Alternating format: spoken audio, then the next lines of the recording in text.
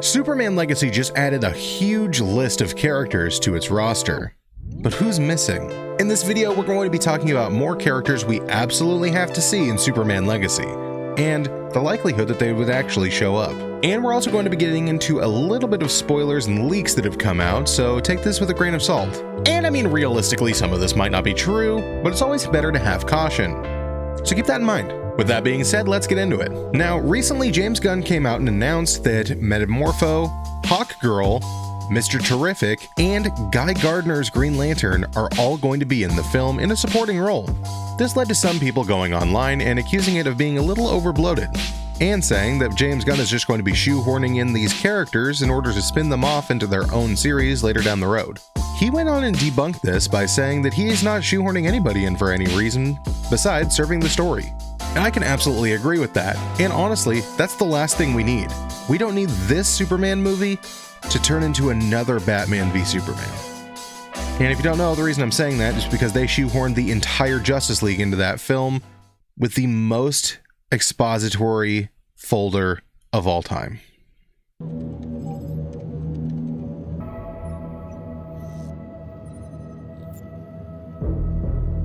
Well, that's just lazy writing. They also announced all of the actors coming in to play these characters. But the one that really sticks out to me the most is going to be Guy Gardner.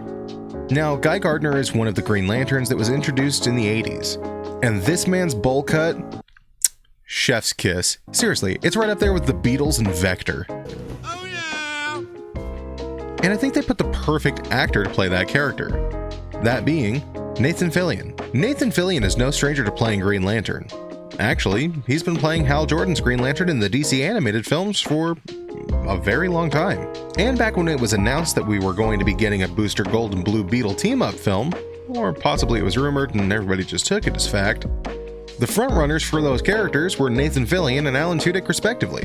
Plus, I know that he was the detachable kid or arm fall-off boy in the Suicide Squad, so I feel like it's fair to say that he's absolutely earned his spot to have a live-action Green Lantern role. But the crazy thing is, this is going to be the first theatrically named Green Lantern that we've seen since Ryan Reynolds' film. Yeah, it's been a long time. Real quick sidebar, speaking of Ryan Reynolds' Green Lantern film, I just want everybody watching this video to know, The Flash that just came out, it made less money theatrically, domestically, than Green Lantern. Let that sink in. Personally, I'm really excited to see Green Lantern come back to the big screen. I've been wanting it for a very long time. And I've made videos previously talking about how Superman Legacy is just the place to do it. So I'm glad they're actually moving forward and moving Superman into a more cosmic realm.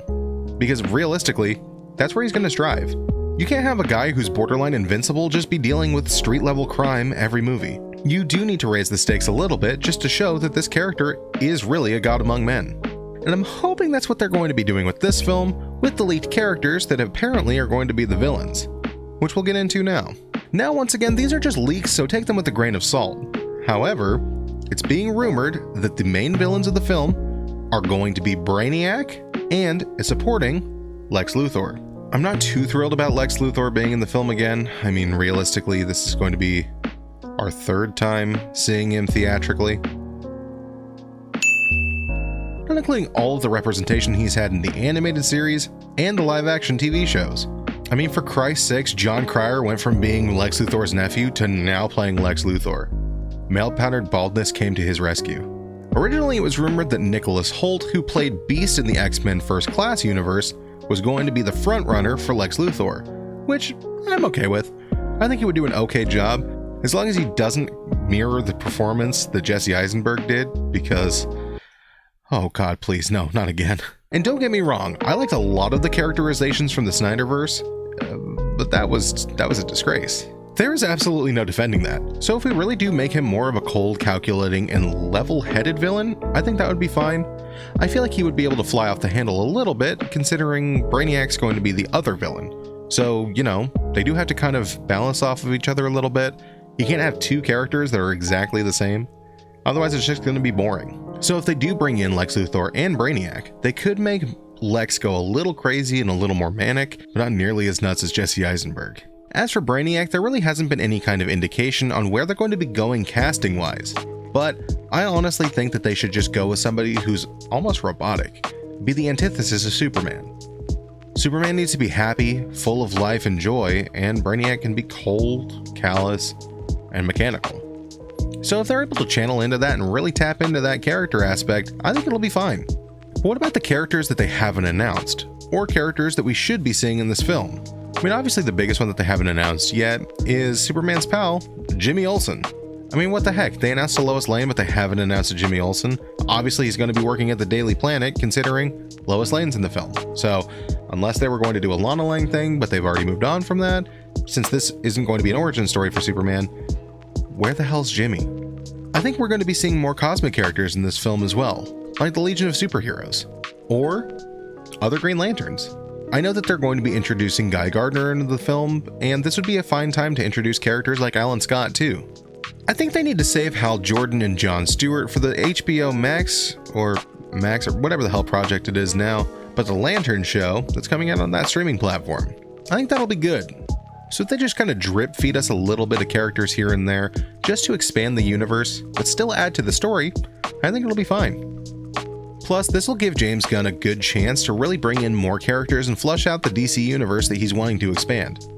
I mean, he did say that Blue Beetle is going to be the first character to cross over, but Superman Legacy is going to be the first actual film. So, I guess there's that.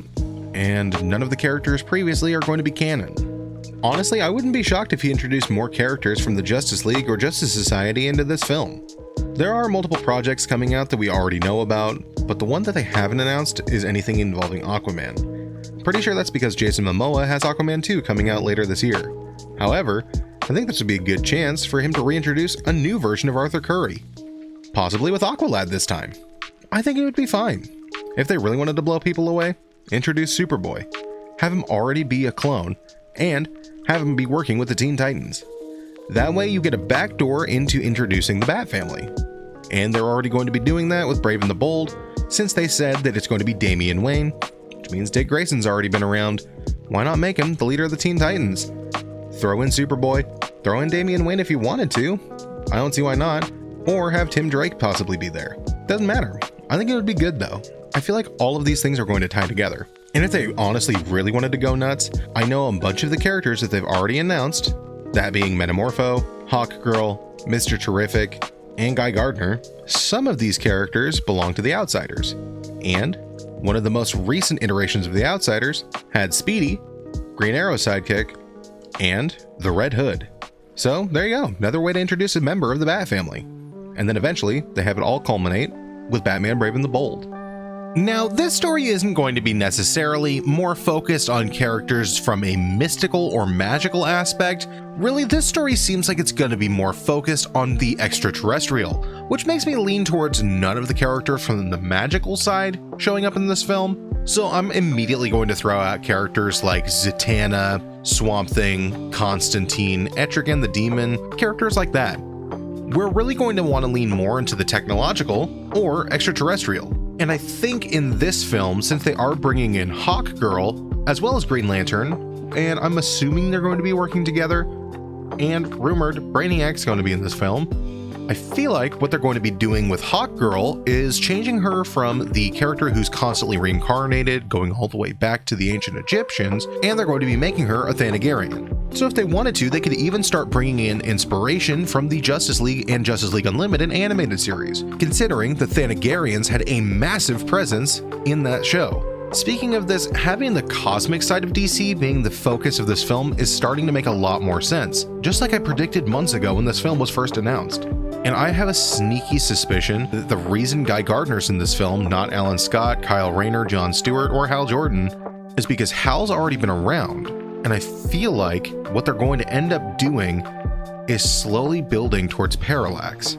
But have an actual Parallax, not a giant fucking cloud like they had in the Green Lantern movie. I mean, speaking of which, what the hell was up with that? Why did they do that in Fantastic Four and Green Lantern? What was the obsession with clouds in the mid-2000s? I mean, I can't remember. Can anybody else help me out with that? Anyways, I feel like the reason that they're going to have these characters working together is because they're going to be focusing on more of an extraterrestrial threat. Possibly Brainiac, like has been rumored, but Brainiac is going to be a huge villain to just bring in for an introductory film. but I feel like they're going to start building up DC to get a lot weirder moving forward.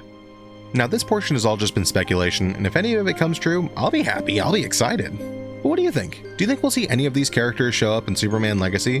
Do you believe the leaks about the villains? Comment down below and let me know. Don't forget to leave a like on the video and subscribe for more. Links in the description to support the channel. Thank you so much for watching. Hope you have a great day, and as always, catch you in the next one.